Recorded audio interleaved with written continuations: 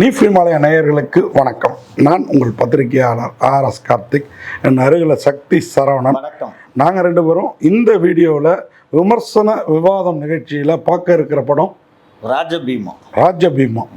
வேறே ஒரு கம்பீரமாக இருக்குல்ல. என் டைலாக் கரெக்டாக பிடிச்சிருக்கியாப்பா. அதாவது ராஜபீமானா ஒன்றும் இல்லை, ராஜான்னு ஒருத்தன் சின்ன வயசுலேருந்து பீமாங்கிற ஒரு யானையை வளர்க்குறான். அவங்க அம்மா இறந்து போகிறாங்க. அந்த டயத்தில் அவனுக்கு ஒரு யானை வந்து கிடைக்கிது, யானை குட்டி. அதை வளர்த்து அதுக்கு யானையை கட்டி தீனி போடுறதுங்கிறது சாதாரண விஷயம் இல்லை. அவங்க அப்பா வசதியானவர், கோயம்புத்தூரில் ஒரு பெரிய தேட்டர் வச்சுருக்கிறாரு, கோயம்புத்தூர் பொள்ளாச்சி பகுதியில். அதனால் நாசர் தான் அவங்க அப்பா. பெரிய லெவலில் பிள்ளையும் யானையும் வளர்க்குறாரு. புள்ள தேட்டர்லாம் பார்த்துக்குது. கூட மாமங்காரர் இருக்கிறாப்புல.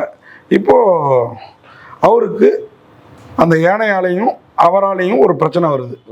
என்ன பிரச்சனைனா, ஒரு பெரிய இடத்தோட மோதுறாரு.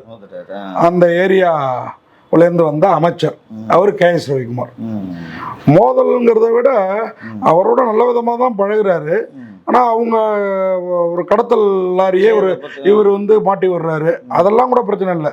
இவரோட யானையை கடத்திட்டு போய் அவங்க ஒரு யாகத்தில் பலி கொடுக்கணும்னு நினைக்கிறாங்க. அதை ஹீரோ, ஆனால் அவரே நம்பி இருக்காரு அந்த மினிஸ்டரை. ஒரு கட்டத்துக்கு மேலே போலீஸு எல்லாமே அவங்க கையாளுங்களாக தான் இருக்குது. அதை தடுத்து நிறுத்தினாரா?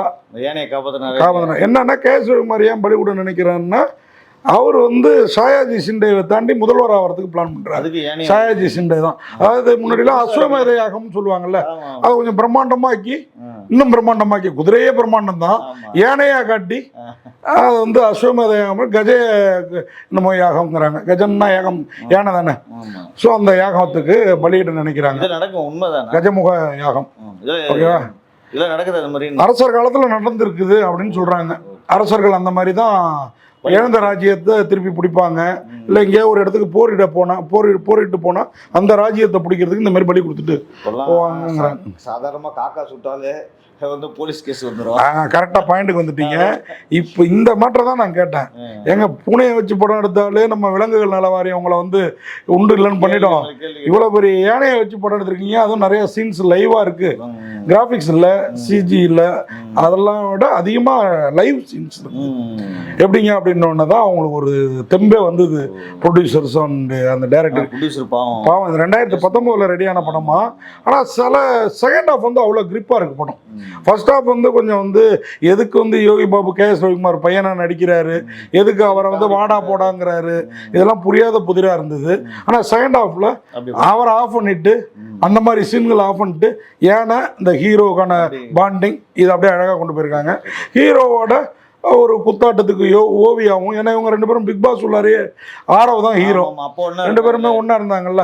அது படத்துலேயே டைலாக வரும், நான் யார் தெரியுமா அப்படின்ட்டு. இன்னொரு பக்கம் யாஷிகா ஆனந்தும் இருக்காங்க. அவங்களும் பிக் பாஸ் நல்லா இவருக்கு பொருத்தமாக இருக்காங்க. ஹீரோயின் தான் கொஞ்சம் பொருத்தம் வந்து கம்மியாக இருக்குது, புதுசாக நடிச்சிருக்கிறாங்க. அவங்களோட ஒரு குத்தாட்டம் இல்லைங்கிறனால ஒருவேளை நமக்கு கம்மியாக தெரிஞ்சுதான் என்னமோ தெரியல. இதுதான் கதை. இந்த படத்தில் வந்து ஓவியா பாட்டு, யானை, யாஷிகா ஆனந்த், பொதுவாக யானை வச்சு படம் எடுத்தாலே ஓரளவுக்கு ஹிட் ஆகும். ஆனால் இந்த படம் ரொம்ப நாள் கழிச்சு வந்திருக்குது.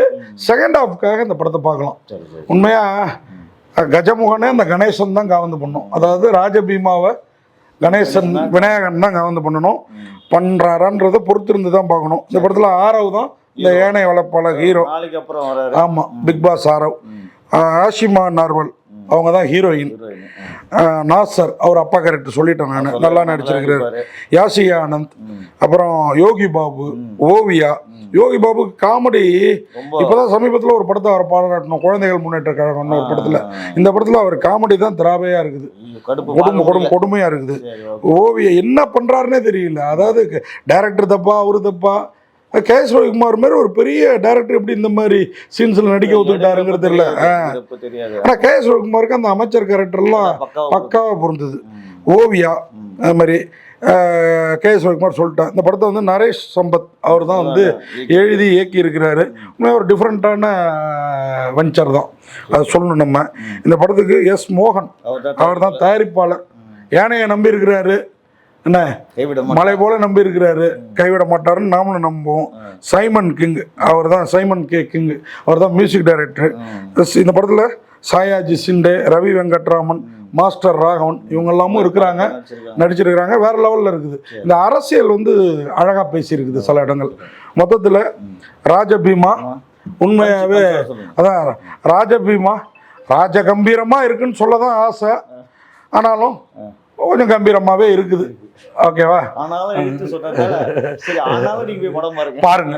நன்றி, வணக்கம். இந்த வீடியோ உங்களுக்கு பிடிச்சிருந்தா லைக் பண்ணுங்க, கமெண்ட் பண்ணுங்க, ஷேர் பண்ணுங்க, சப்ஸ்கிரைப் பண்ணுங்க.